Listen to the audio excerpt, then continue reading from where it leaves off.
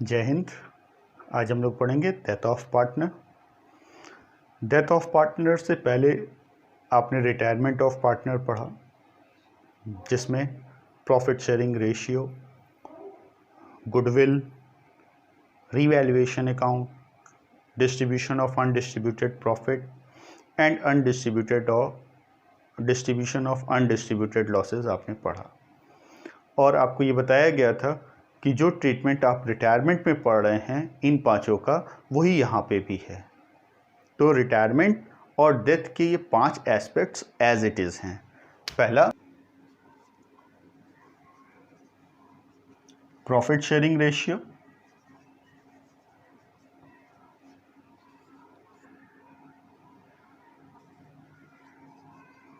Goodwill में valuation, treatment appeared goodwill का और वैल्यूड गुडविल का।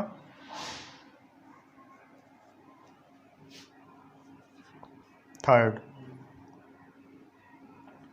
रीवैल्यूएशन अकाउंट, कोई चेंज नहीं है। Fourth, distribution of undistributed profits. Next, return of undistributed losses. ये 5 पॉइंट एग्जैक्टली रिटायरमेंट की तरह हैं, कोई अंतर नहीं है। जो आपने रिटायरमेंट में पढ़ा वो यहाँ पे भी है। इसके अलावा जो डेथ में अलग पॉइंट है वो है calculation of current year profit up to death. And next, deceased partners capital account. And last, deceased partners representative account. इतने पॉइंट्स आपको पढ़ने हैं। तो आइए हम देखते हैं calculation of current year profit up to death. Next point है करेंट ईयर प्रॉफिट में डिसीज्ड पार्टनर का शेयर। करेंट ईयर प्रॉफिट और लॉस में डिसीज्ड पार्टनर का शेयर देखते हैं कैसे निकालते हैं। Calculation of deceased partner share in current year profit और लॉस।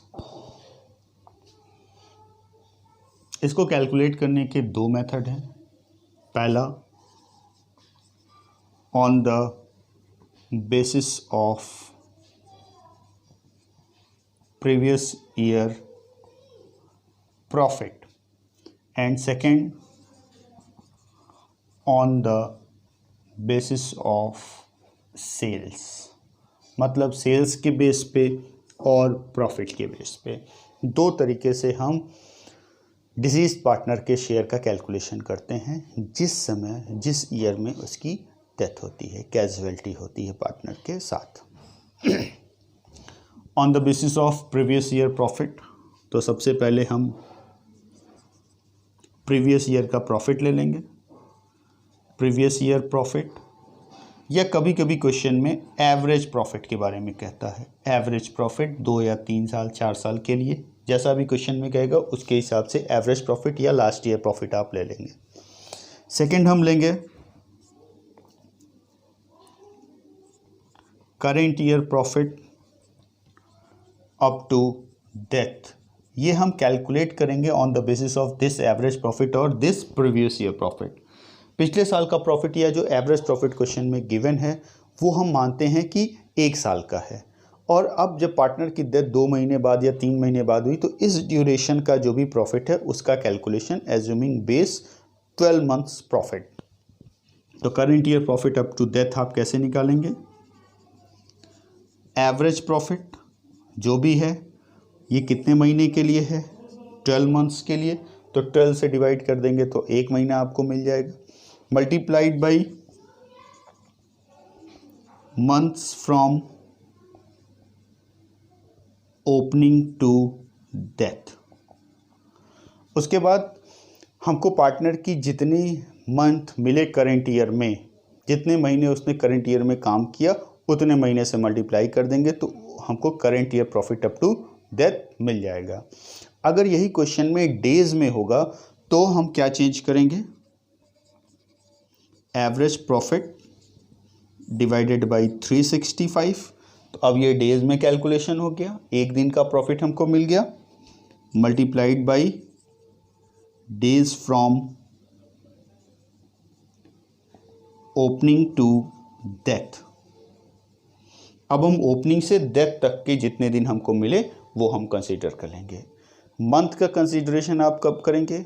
जब महीने की पहली तारीख को पार्टनर की डेथ हो, महीने के मिड मतलब 15 तारीख को हो, या महीने के एंड में अगर पार्टनर की डेथ हो रही है। मतलब इन 3 कंडीशन में मंथ, इनके अलावा कोई भी और डेट है तो आप डेज में कैलकुलेशन करेंगे। करंट ईयर प्रॉफिट आपको मिल गया। अब हम ले लेंगे deceased partner share in current year profit. तो ये हम कैसे निकालेंगे? Current year profit up to date आपको मिल गया है, current year profit up to death multiplied by deceased partner share. Deceased partner के शेयर से मल्टीप्लाई कर देंगे तो हमको मिल जाएगा। अब जनरल एंट्री आती है। तो जनरल एंट्री चाहे ये कंडीशन हो चाहे वो कंडीशन हो, दोनों में सेम है। तो पहले इस कंडीशन को समझ लेते हैं, फिर हम जनरल एंट्री करते हैं। आते हैं on the basis of sales. Sales के बेस पे क्या एंट्री हम पास करेंगे, कैसे कैलकुलेट करेंगे, सॉरी। तो सबसे पहले हमको इसमें चाहिए आपको last year sales, current year sales up to death,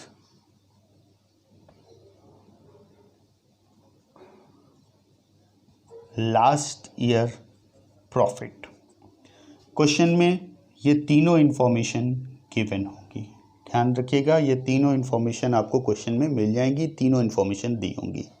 इन 3 के बेस पे हम निकालते हैं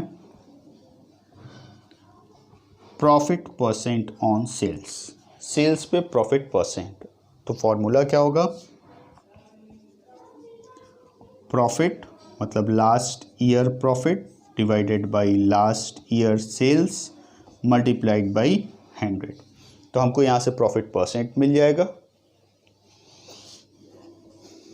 अब हम निकाल लेंगे current year profit up to date is equal to current year sales multiplied by profit percent upon 100। जितना प्रॉफिट परसेंट यहाँ पे आया है वो आप लगा देंगे current year sales up to death में। Current year sales up to death में, तो हमको current year profit up to death मिल जाएगा। अब हम डिसीज्ड पार्टनर शेयर निकाल लेंगे in current year profit up to death. तो फॉर्मूला यही होगा जो वहाँ पे था, current year profit up to death multiplied by deceased partner share. अब जनरल एंट्री पे आते हैं। यहाँ तक आपने प्रॉफिट का कैलकुलेशन कर लिया। अब general entry,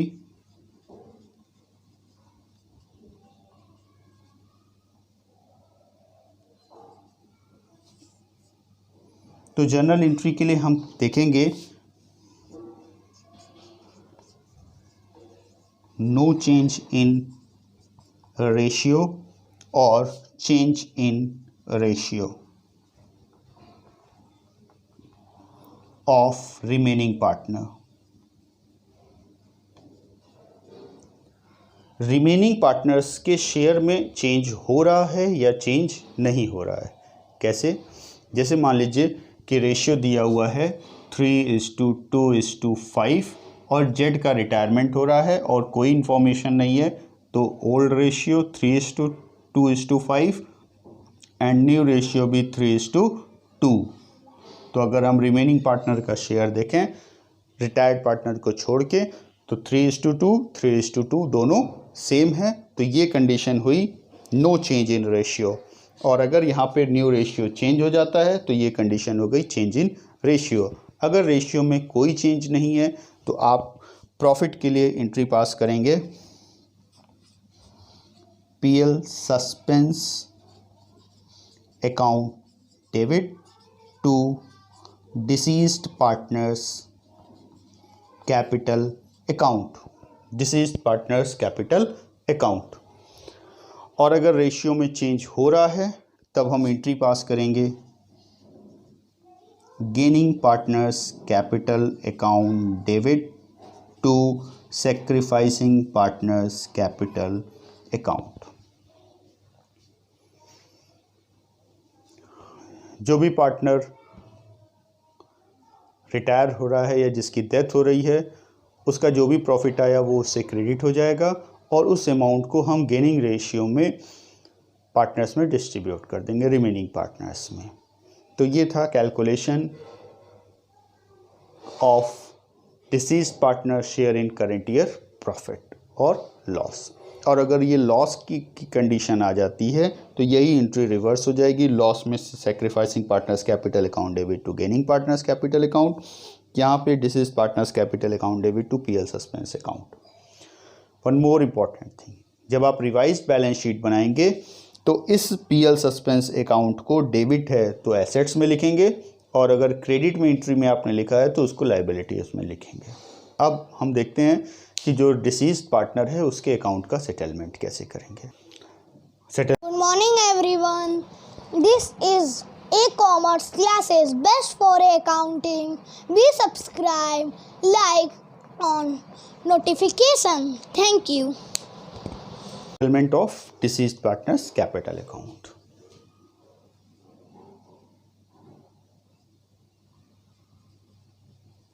Deceased partners capital account.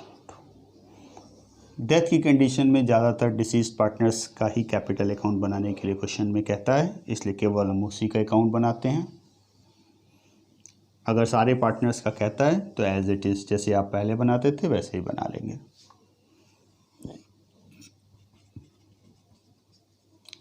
Particulars amount,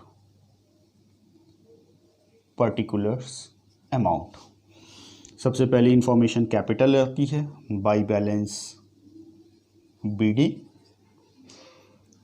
अगर अनडिस्ट्रीब्यूटेड प्रॉफिट्स या लॉसेस हैं तो उनका डिस्ट्रीब्यूशन होगा, उसमें डिसीज्ड पार्टनर का share. By general reserve, by PL appropriation account, profit की कंडीशन में लॉस होगा तो इधर आ जाएगा to PL appropriation account, loss by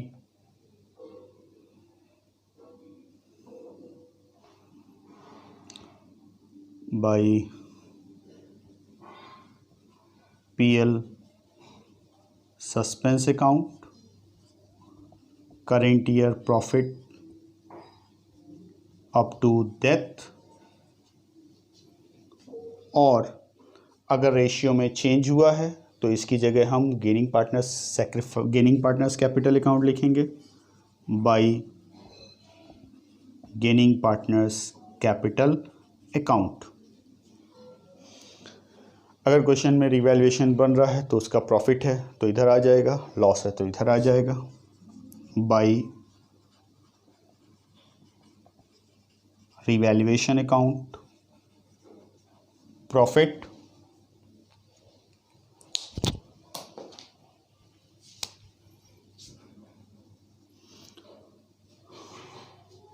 इधर to goodwill written off, appeared goodwill अगर है तो उसको राइट ऑफ की, टू एडवर्टीजमेंट अगर है तो उसका रिटर्न ऑफ शेयर, रीवैल्यूएशन पे अगर लॉस हो रहा है तो टू रीवैल्यूएशन लॉस, और अगर गुडविल का वैल्यूएशन हुआ है तो bye gaining partners capital account share in valued goodwill.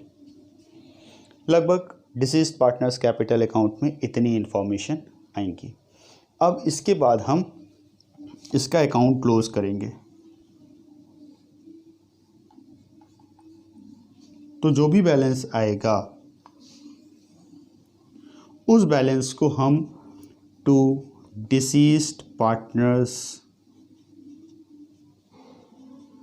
Representative account में ट्रांसफ़र कर देते हैं, बैलेंसिंग फिगर। याद रखिएगा, कभी भी हम डिसीज्ड पार्टनर्स कैपिटल अकाउंट में कोई पेमेंट नहीं करेंगे। क्यों? क्योंकि जिसकी डेथ हो चुकी है उसको हम पेमेंट नहीं कर सकते, उसके लिए हम उसके रिप्रेजेंटेटिव को पेड करते हैं। तो अब डिसीज पार्टनर्स कैपिटल अकाउंट में डिसीज पार्टनर्स रिप्रेजेंटेटिव अकाउंट आ गया। तो अब हम इसका अकाउंट भी बनाएंगे, डिसीज्ड पार्टनर्स रिप्रेजेंटेटिव अकाउंट।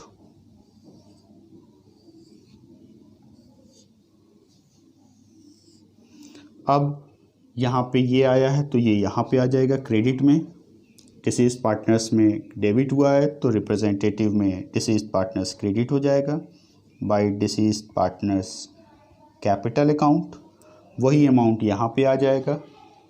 अब अगर क्वेश्चन में कह रहा है कुछ अमाउंट पे किया जा रहा है तो टू बैंक हो जाएगा,